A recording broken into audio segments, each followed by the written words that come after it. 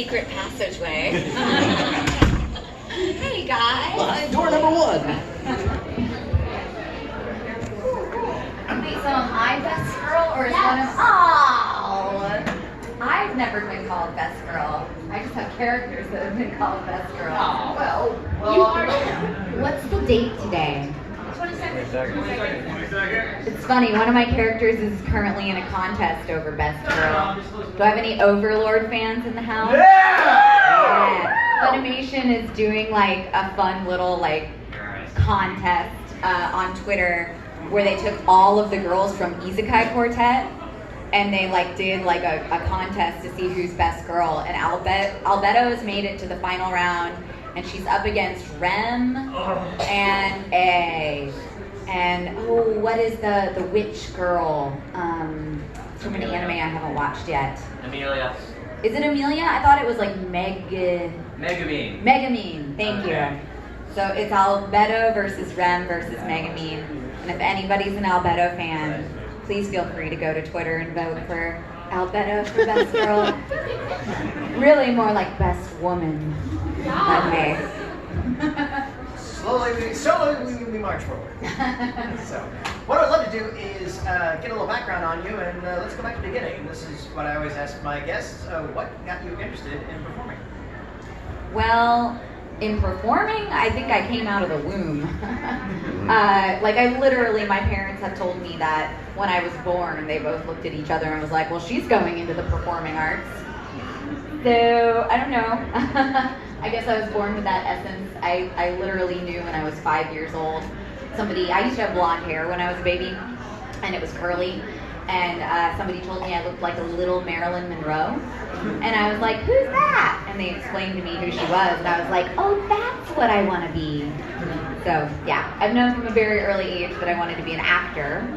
But it's funny, for some reason, even though I watched anime since I was like 10 or 11 years old, and I played video games since I was 5, I never really thought of voice acting as like a form of acting that I could pursue. So it wasn't until my late 20s, when I had already been pursuing acting like on film and TV professionally for a decade, that I kind of was like, wait a second, voiceover.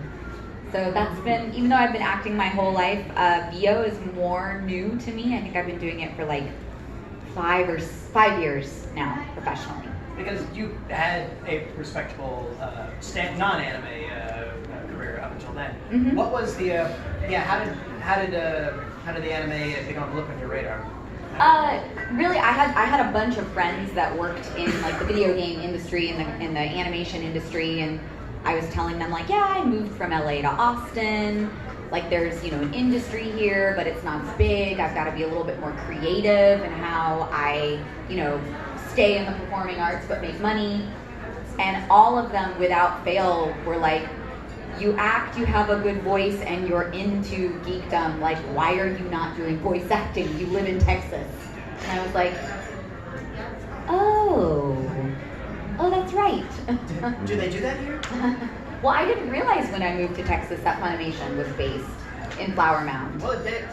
So You and many other people that ended up working with them. It was sort of a happy accident. They do that It stuff was. here because everybody thinks, well, they had to do that in LA or New York or which they do, but I'd say the lion's share of it is done in Texas by either Funimation or Sentai. Like somebody said once, it's like, yeah, Texas is what Vancouver is to live action. Like Texas has become to. That is an excellent comparison. What when you started getting into hit the ground running with the voice acting? When did you become aware of the other side of the equation, which is the strong fan presence and convention committee? Well, I was somewhat aware of it because I was a huge anime nerd myself before I started doing voiceover, but I'm gonna date myself here. Like, this was kind of before, like, when I started watching anime, it was on VHS tapes. And it was like the tapes that my brother got from his anime club that pirated off of who knows where, because this was before Crunchyroll or Funimation existed, and I think it was even difficult to get anime on like box sets, if I remember correctly. So VHS days because you were working off of the degrading copies. So it'd be like a 5th generation duplicate. Yeah. And it was the internet. Again, I'm aging myself. Has done so much in my eyes for fandom because it's made it so much easier for people who have the same loves and passions to connect. Whereas when I was a bit younger, I mean, I literally didn't know anybody else that watched anime besides my brother and I had nobody to talk to about it. And I did go to conventions when I was like in my teens and early 20s, so that was pretty cool. I think that was when I first really realized like how big the fandom actually is, when I could like do like kind of like a casual cosplay of this like not very well-known video game character that I loved, and then like a dozen people recognized me at the convention when I didn't expect anybody to recognize me. So yeah. See, she started off on your side of the table. I did. Yeah, absolutely. What's been your favorite, personally favorite role you've had to date in the animation?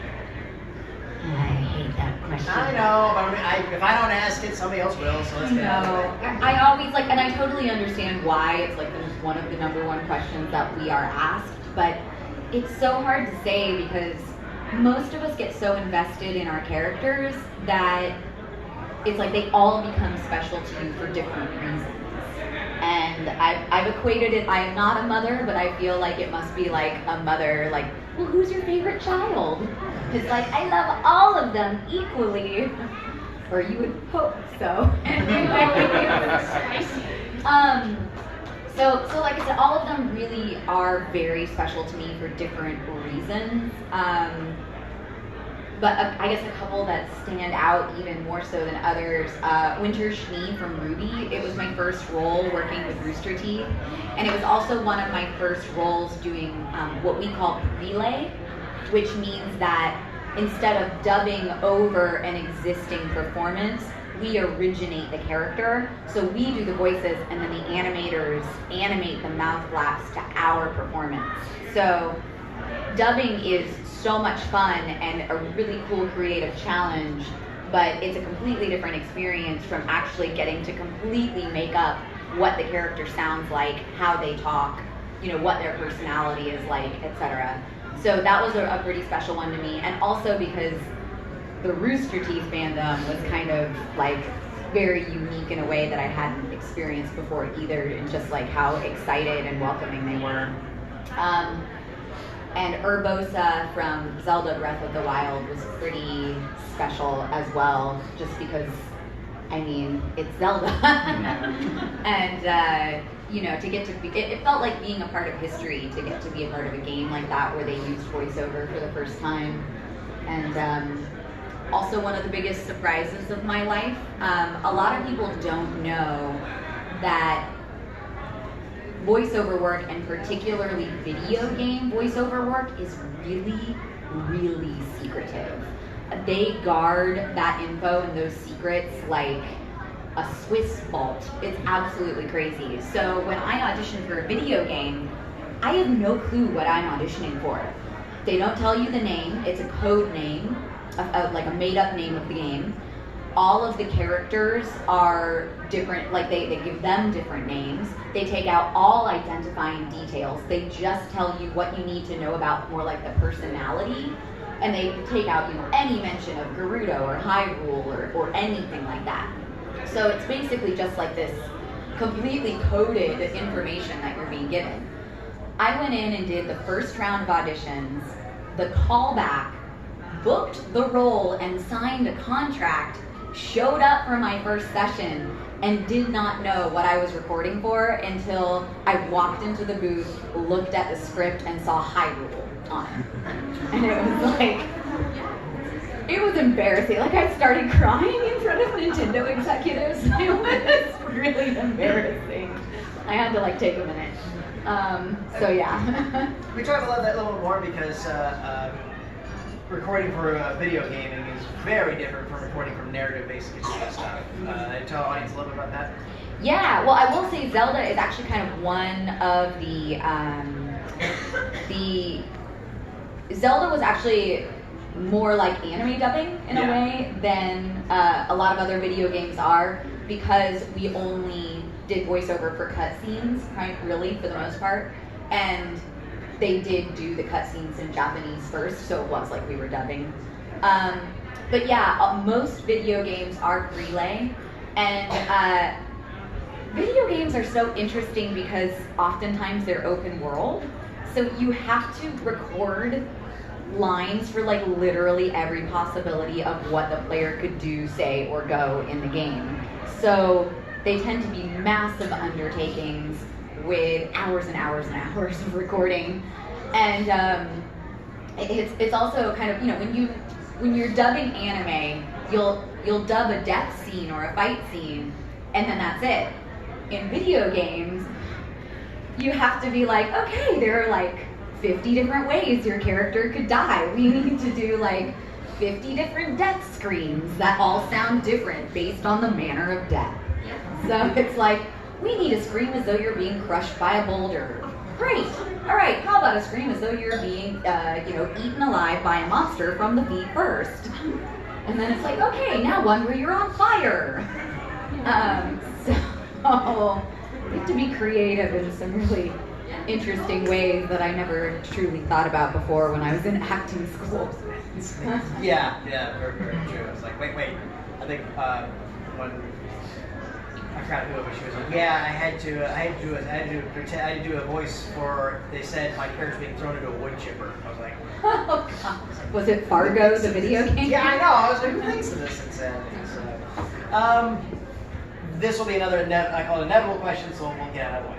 What advice would you give for somebody who wishes to pursue a career in voice acting? Goodness. Well, there's so much. I literally have taught panels on just this one question alone. There are a couple different things.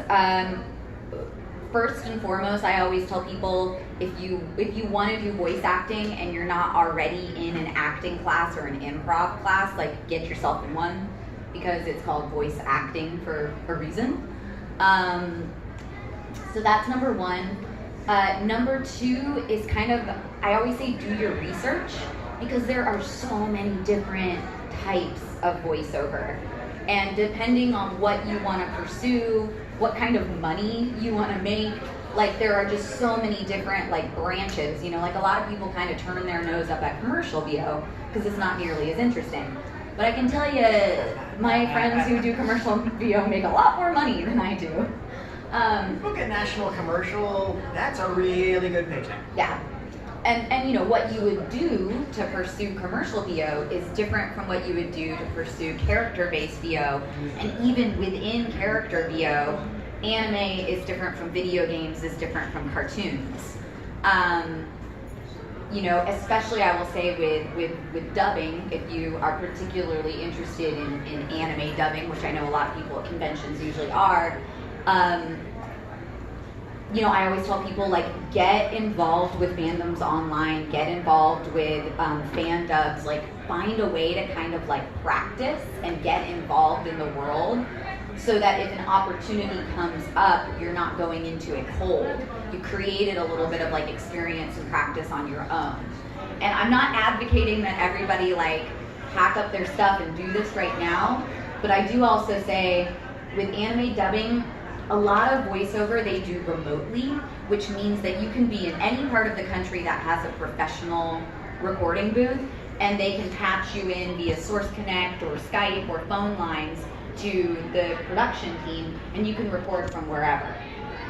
That is not how anime dubbing works. Anime dubbing is never done remotely. So if it is something that you're truly interested in doing, you kind of have to consider whether or not you want to or are willing to move to New York, LA, or Texas, because it's the only place that it really happens in any huge capacity.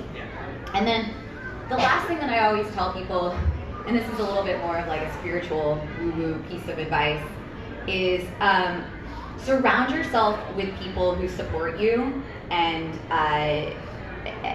give you encouragement in what you're doing, because trying to make a living in the performing arts is very difficult. You have to deal with a lot of rejection. You have to deal with people saying no to you all the time. You know, I may audition for literally 99 roles and maybe book one of them. You know, a lot of it is a numbers game. And it's hard enough, you know, in this industry without, you know, having people kind of like poo-pooing on your dreams.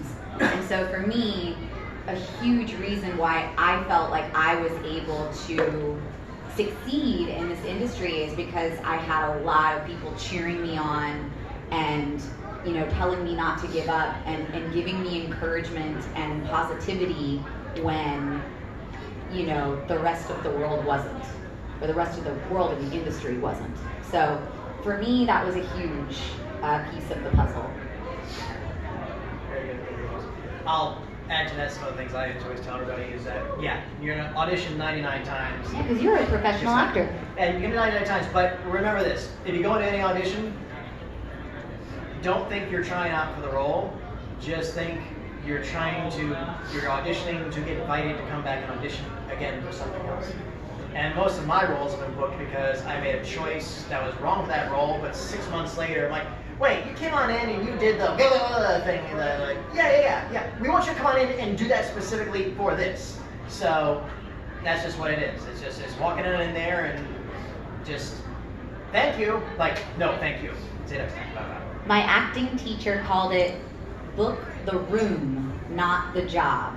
And it's exactly what you're saying. Like, always know that when you interact with anyone in the industry in any capacity, you're basically, it's its own kind of like audition or interview where you may not book that specific role, but you can help them remember you that you are a good actor, and then they'll think of you for something later on down the line. Because if they just like you and they like your energy and they like your ability, but again, when you say, thank you very much, we'll see you next time. Oh, let me try that again. Never apologize. Never apologize. Never say like. I remember too, I was at an RTX a year or two ago, which is like I don't know if you guys aren't familiar with it, it's a specific Rooster Teeth convention. And a guy, you know, there was a Q&A going on, and a guy got up to ask Miles Luna, who's one of the writers and directors at Rooster Teeth, a question. And they started having this back and forth. And granted, this guy had the right voice, but he was so charming and gave off such a lovely presence that Miles was like, hey, see me after the convention. I want you to audition for a role in a series I'm working on. And he ended up getting to audition for a role in Nomad of Nowhere. So you never know. Be ready, be nice, and opportunities can present themselves. Very true, very true. So, well, I'd love to open up to our audience questions. We'll just go by hands. Present with back there. When you were doing Winter, what was it like working with Vic? Did you actually get to work with him, or was it just by yourself?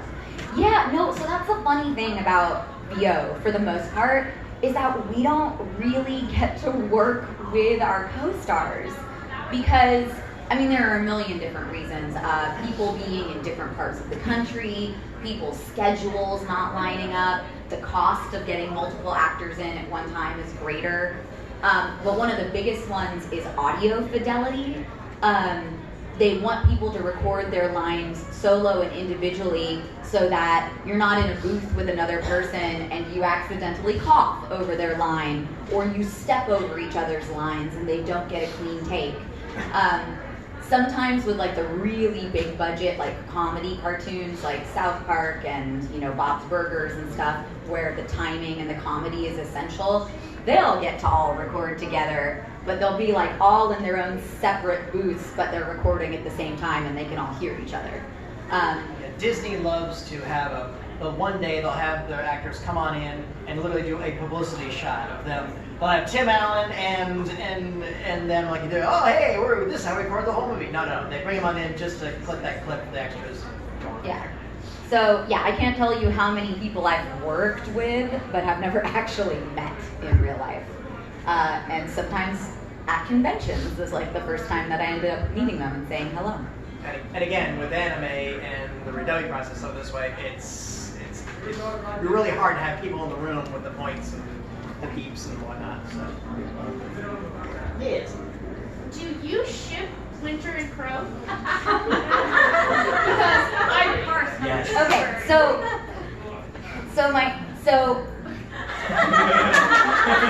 my official answer, my canon answer is no, because of the age difference.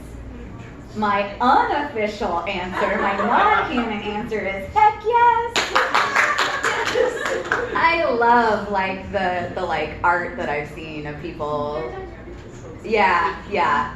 And like secretly inside my head I'm like, I mean, to hate someone so much, there's gotta be something else going on. You know, like love and hate are like flip sides of the same coin. So yeah, I have two answers. All the way in the back, and we'll take the young man in the gray hat. You said you were in anime canon before getting into like that. So who's your favorite voice actor? Ooh. That's a hard one. I grew up watching Standalone Complex, so Mary Elizabeth McGlynn was like a huge like person that I looked up to in the voice acting world. I also, this isn't like specifically anime, but I love Patrick Warburton. Oh, he's great. And also H. John Benjamin, but that's primarily because like I'm in love with Archer and Bob's Burgers, and he's the main character in both of them, and I do think that he is hilariously funny.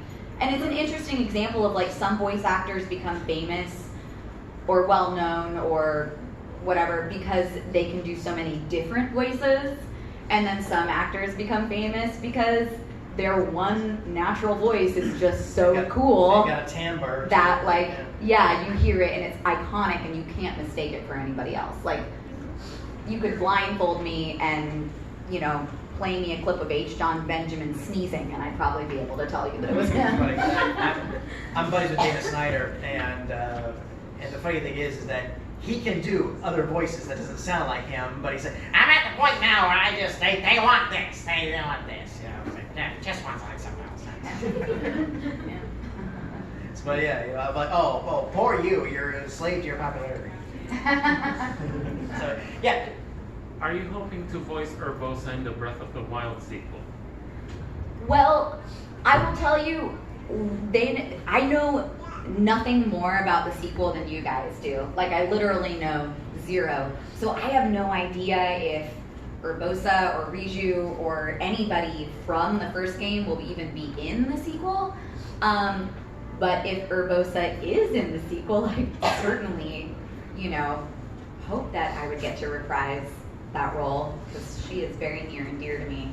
And I was just stoked when we got to do the DLC and I got to revisit her because I didn't know we were going to get a DLC, so that was a really pleasant surprise. Like, can I just say I'm really excited about the fact that Zelda has short hair in the trailer for Breath of the Wild sequel. And I had a friend of mine who's an animator and a character designer in video games tell me that is like optimistic pointing that Zelda might be a playable character. Because I don't know that this is totally me as a fan saying this. Please know that. I don't know this. But he told me that it is a lot harder for game designers to create playable characters with long hair because the dynamics of having to deal with the hair doing this and moving around is really hard. So the fact that they cut her hair makes me be like, ooh, hopefully that means something special. So, yeah. Stay tuned. Cool. No. Yeah, no. So this is kind of a two-part question, but what's your favorite anime and what are you currently watching? Okay. All-time favorite animes, probably a tie between Escaflowne and yeah, I love that. It made me cry. And JoJo's Bizarre Adventures. Yes! I think that the seiyuu for JoJo is like so sexy. I love his voice. this is a little bit of a cheat, because I'm in it, but it's still, even if I wasn't in it, it would still be one of my top 5 is Noragami. Yes. That one, yeah, I love that show. Everything about that show, the music, the character. Hey, did you hear me just say how much I loved Noragami? No, I didn't hear you say That's Yato right there. Hey. Jason Liebrecht. And Chamba, I yes. found you. I was like, where is she? I'm doing a panel. I got it. That's cool. There's a guy that walked about in the bar. Are you guys having fun? Yes. They're really nice. Yeah, no, I agree. You guys are really nice. All right, well, carry on. Where'd you eat? Thanks. I had some Haribo gummy fruits for lunch. Lunch champions. Huh? I am not kidding. That's your lunch? Well, I didn't get hungry until right before the panel. Oh, okay. All right, I'll stop interrupting you, man. I'm sorry. With like real life things, like, have you gone to the bathroom? Yes, Dad. Did you brush your teeth? Okay. You're dismissed. Go back to your table and sell pictures. Okay. As far as what I'm watching right now, so what I will say this, the only bad thing about being a voice actor professionally is that the more that I do this, the less time that I have to like actually play games and watch anime just for fun. So most of the anime that I'm currently watching is anime that I'm in. And I watch it so that it's like, cause you know, with simuldubs, it's become a lot harder for us to watch the subs before we dub the episode, which is what I always used to do. So for like Noragami, I watched the entire season subbed before I dubbed it. Simuldubs have made that much harder for us. So a lot of times when I'm dubbing, I literally only know what's going on in the scene that I'm doing, and then I'm like, I don't know that much about the show. So that's why most of the animes I watch are ones that I'm in, so that I can like actually have an idea of like what the whole arc of the series is and be able to talk about it more intelligently in panels. So I'm currently working my way through Fruits Basket, which I love so much. Laura Bailey is so amazing. Like, she made that character for me. Like, I can't imagine anyone else voicing her. So I think I'm on episode 8 of the new Fruits Basket. And I'm a little embarrassed that I'm a little bit behind on Ruby, too. So I'm catching up on Ruby as well. And then I'm also watching The Great British Baking Show, which is not an anime, but an amazing show. And I partially, since I've started voice acting, I notice accents so much more. And watching that show, like the huge difference in like different British accents and Scottish accents and Welsh accents, like it's just like music to my ears. I love it. Yeah, flat shirt, yeah, so. Alright, so what is your least favorite or like your worst job that you've had in and out of the industry? Oh. So out of the industry is a little easier, so I'll answer that first. And it was my worst, not because I don't like the company or the product. The company is actually really great. They treat their employees phenomenally, and they place a lot of importance on like family and education. So they like will allow you to like make your schedule around like your school schedule and stuff. But I worked at Jamba Juice for a while when I was in college, and cleaning up like sticky, dried up fruit off of like the walls and the floor at the end of the day was like some of the grossest work that I've ever experienced. Like having to clean that shop up at the end of the day was just, I only lasted 5 months there. I couldn't hack it. So that was probably my least favorite You're just job. not cut out for Jamba Juice. My first job was working in a video rental store, aging myself again. Who knows what those are? Paradise Video. Huh? No, we were family owned. Does that mean you had the swinging doors at the back? No, we didn't have swinging doors in the back, but I also wasn't allowed to go in the back. So Okay. I will leave it at that. And I don't think we had a Blockbuster in our town. I think we had a Hollywood Video. Yeah. Remember those? And you couldn't get like the unedited versions of some movies. Like they would like censor them. Yeah, I don't know if you guys knew that. I have a curious story about Hollywood Video.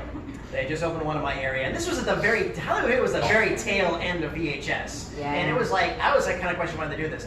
And they had quotes on the walls, like classic quotes of movies. And they had one from the movie My Favorite Year, which is a really great comedy, and it was wrong.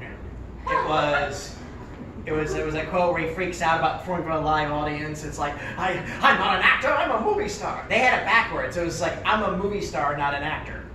And I walked up to him, I said, hey, just to let you know, I'm probably the only person going to notice this, but that's wrong. The quote's wrong. The guy was like, really? He goes like, yeah. And he was like, and it's just, but they never changed it. So, yeah. That's pretty funny. In the industry, I don't know if I've ever really had a job that I just like super didn't like. There have been some that have been really, really hard, just in terms of being like super vocally strenuous. Or I've had ones that have been like really, really, really awkward. Like, who here is under 18? Anybody under? Okay, well I'll keep it PG-13 then, the story. But do you guys, well obviously it's just now not being made anymore, but you guys know the PlayStation Vita. I worked on a game for the Vita called Trillion God of Destruction. Any of y'all familiar with that? Okay, so it came out a couple years ago, and the premise of the game is that you, the player, are the Lord of Hell, and you have these seven demonesses that are underneath you and fight for you, and they represent the 7 deadly sins. I played Ashmedia, who was the demon of lust. And it turns out that what really got Ashmedia going was violence. So it's like, not only was she the demon of lust, she was also a sadomasochist. And as she fought, she would get more and more excited. And then when she killed the bad guy, she got really excited. And I was working with like an all-male team. And what actually honestly made it more awkward, the most awkward, was that they were really stressed out. Like they had some technical issues and some script issues. So I was in the booth doing these things that were like making me turn bright red and were super embarrassing. And they were out there like freaking out, and they'd be like, oh yeah, that's real good. Could you just make that one moan like a little bit longer? And it was like, they were so stressed that they weren't able to like acknowledge with me the like ridiculousness of what we were doing. So it's like I was stuck alone in a booth just like melting into a pile of like awkward stress. So that was one of the more, it really wasn't like a bad job, but one of the more memorable, like awkward